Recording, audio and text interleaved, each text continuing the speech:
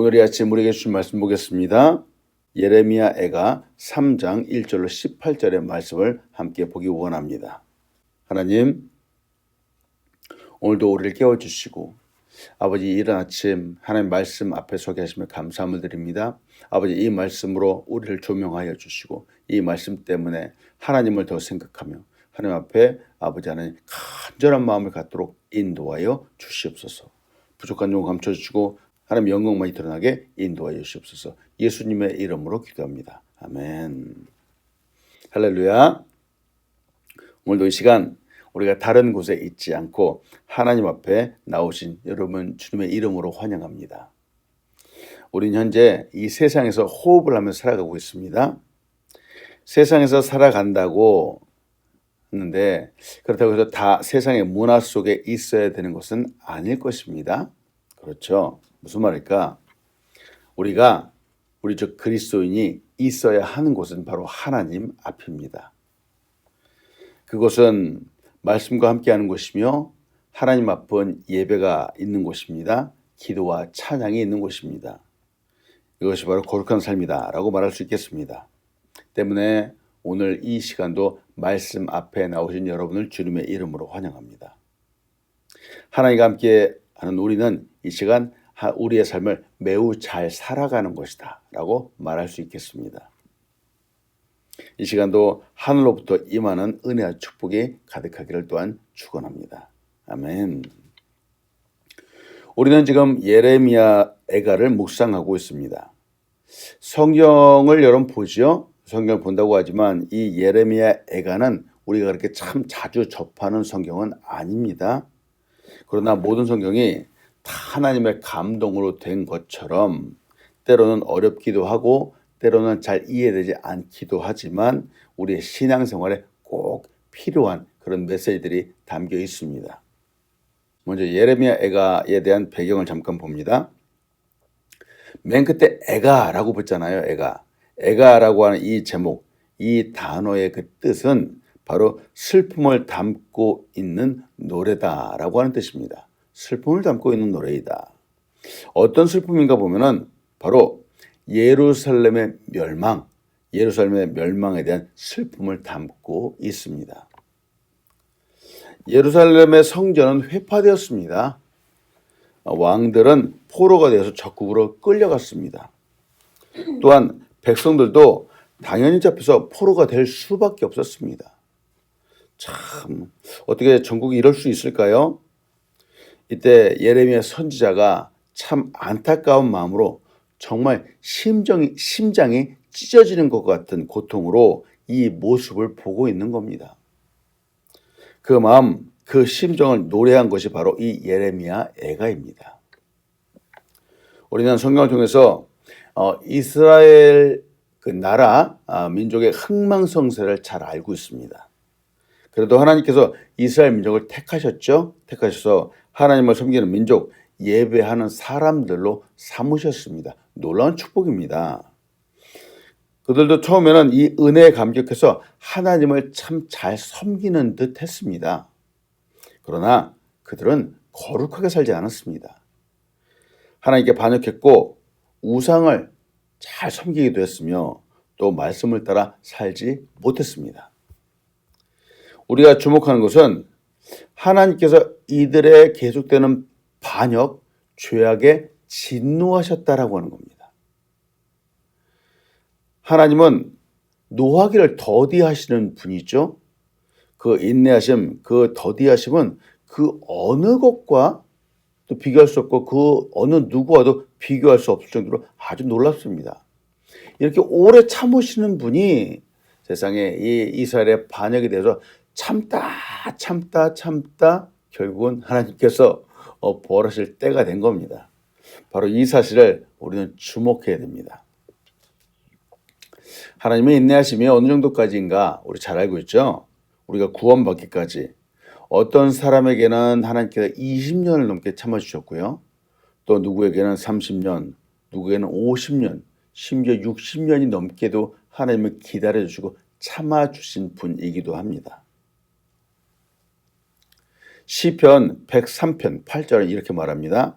여호와는 긍휼이 많으시고 은혜로우시며 노하기를 더디하시고 인자하심이 풍부하시도다 하고 말합니다. 아멘. 하나님은 참 긍휼이 많으십니다. 은혜로우시죠? 분명히 노하기를 더디하신다. 성경 곳곳에 하나님이 노하기를 더디하신다라는 그런 구절이 참 많이 있습니다. 자, 이에 반해서 우리 사람들은 어떤지요?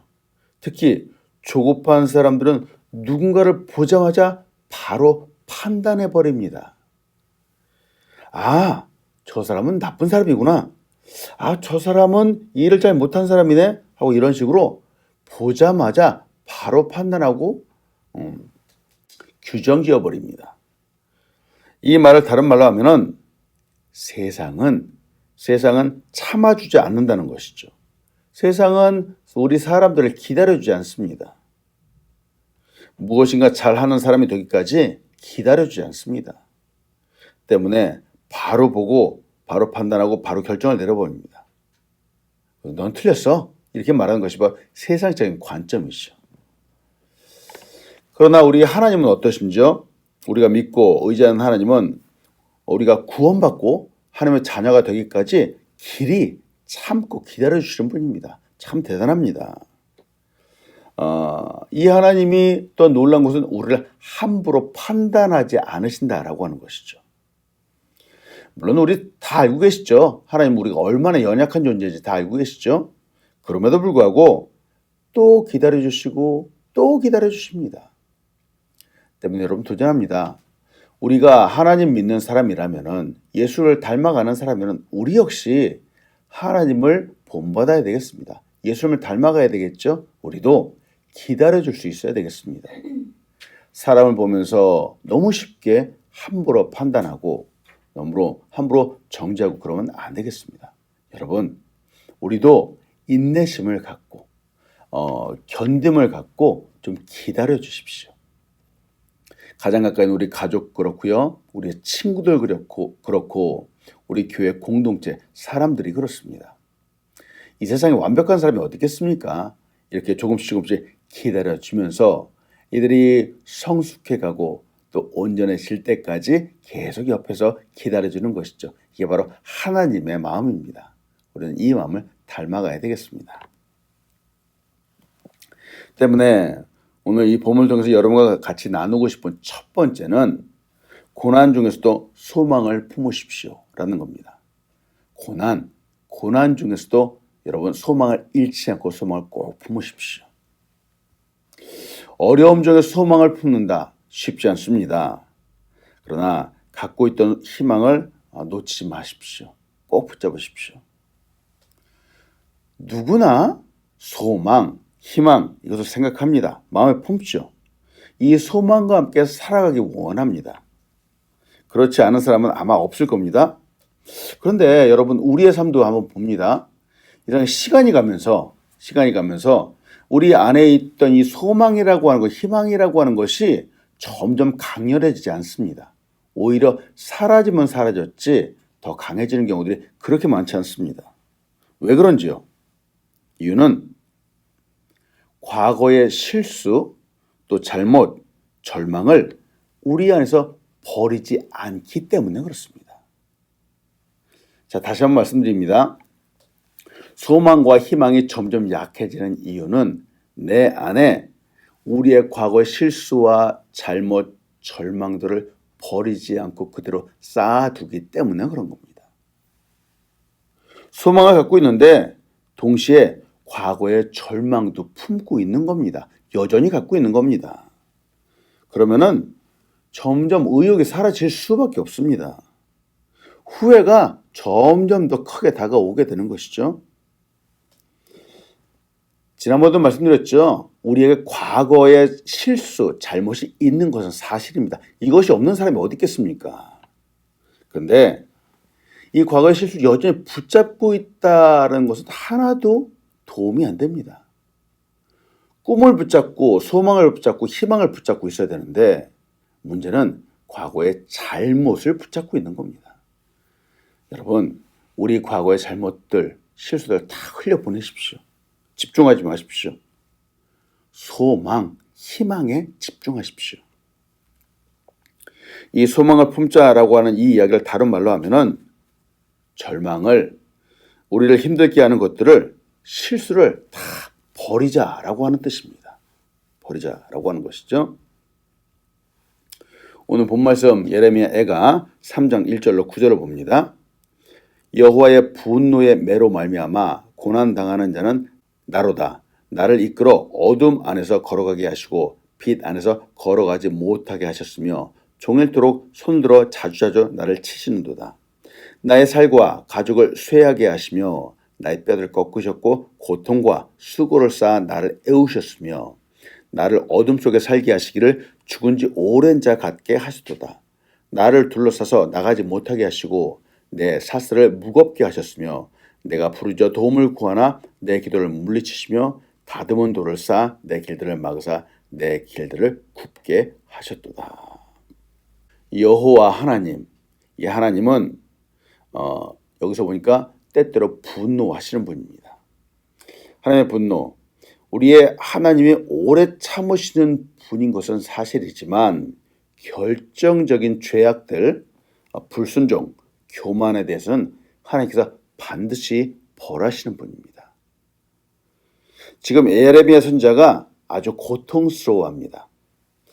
예루살렘이 파괴되었고 유다 백성이 고난으로 힘들어하고 있기 때문입니다. 무엇보다도 이런 어려움이 하나님이 진노하셨기 때문에 임했다라는 것이 참 고통스럽게 만들기도 하죠. 하나님은 때때로 화를 내십니다. 하나님 진노하십니다. 근데 이렇게 진노하신다고 할 때 우리는 알고 있습니다. 하나님은 갑자기 느닷없이 하지 않으십니다.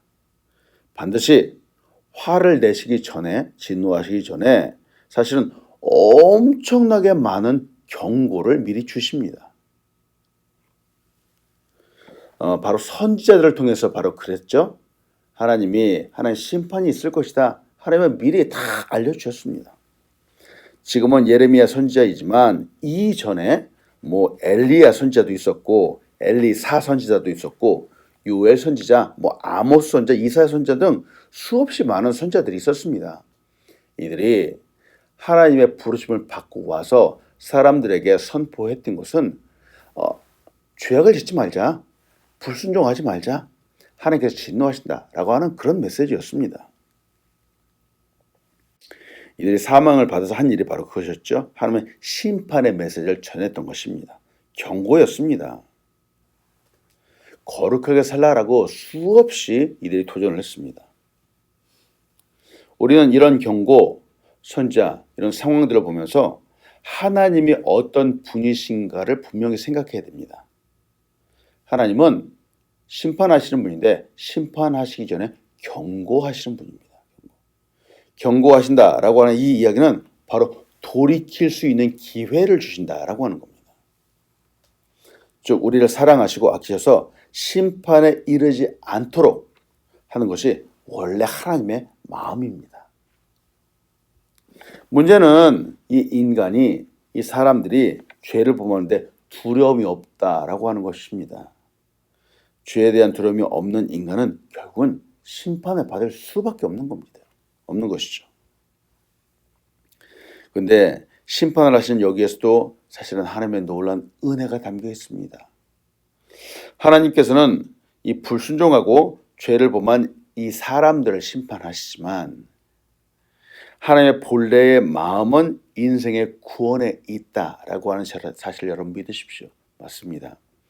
하나님이 심판하신다고 하시지만 하나님의 원래 의도는 그냥 벌 주고 그런 것이 아니라 인생을 돌이켜서 구원하는 데 이르길 원하신다라는 것이죠. 죄를 지었기 때문에 죄값 받아야지, 대가 치러라, 이렇게 하는 것은 하나님의 뜻이 아니겠죠. 하나님은 반드시 우리가 돌이키기를 원하시는 분입니다.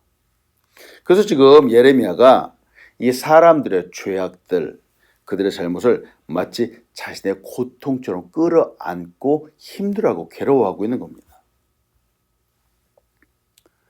BC 586년 남유다가 바벨론에 의해서 멸망을 당하게 됩니다. 전쟁 때문에 나라가 멸망을 당했죠. 칼과 창에 사람들이 죽기도 하고 포로로 많은 사람들이 포로로 잡혀가기도 했습니다. 하루아침에 멸망을 당하게 되었습니다. 그런데 오늘 본문에서는 예레미야 선지자가 이 어려움, 이 고난은 하나님의 진노하심 때문이라고 말합니다. 바로 그 원인은 바로 사람들, 하나님의 백성들의 죄악 때문이죠. 안타까운 것은 이런 사람들의 어려움, 고난이 그냥 나와 상관없다라고 말해서는 안 된다라고 하는 겁니다.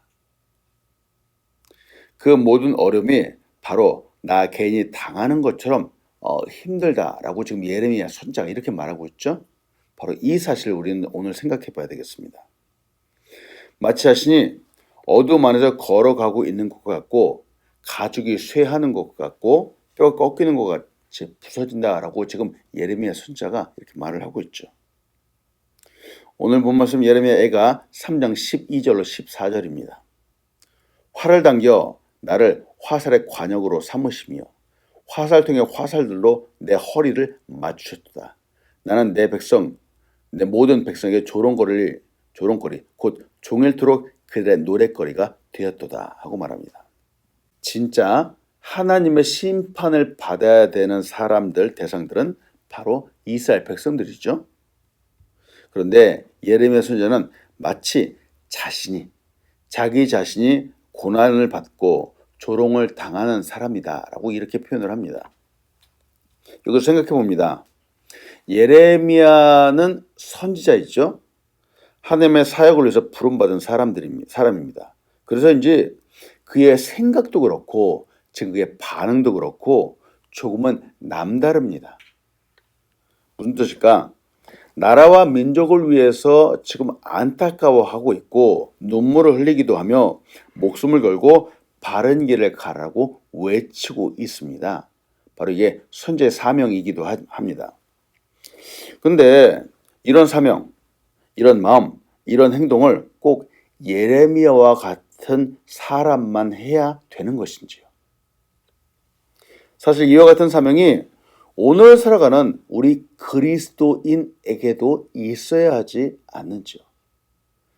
그렇습니다. 오늘날 우리 하나님을 믿고 살아가는 우리 사람들에게도 사실 이와 같은 사명이 있는 겁니다. 우리도 가장 가까이에는 가족이 있지 않습니까? 친구도 있습니다.